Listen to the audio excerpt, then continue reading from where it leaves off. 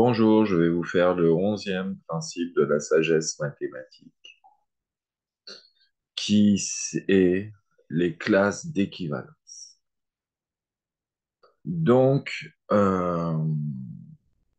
très souvent, on est confronté à un nombre de combinaisons de cas à traiter pour démontrer un théorème assez titanesque.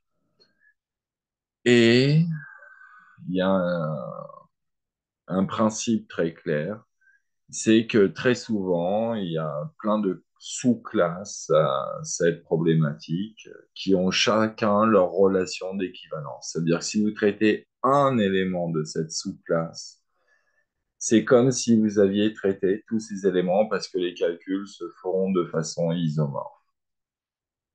Donc, l'intérêt des classes d'équivalence, c'est de ne faire les calculs que pour un élément de la classe à chaque fois.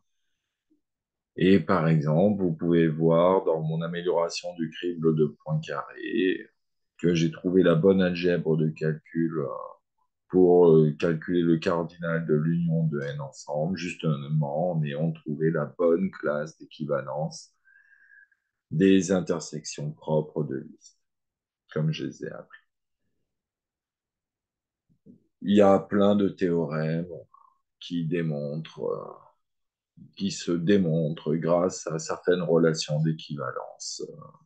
Il y en a légion, vous avez qu'à demander à n'importe quel prof de mathématiques de vous en citer au moins 5.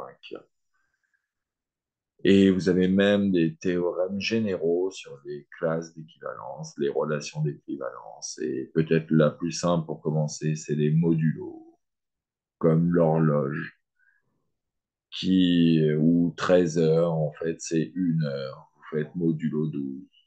Bon, vous raisonnez par classe d'équivalence de l'heure.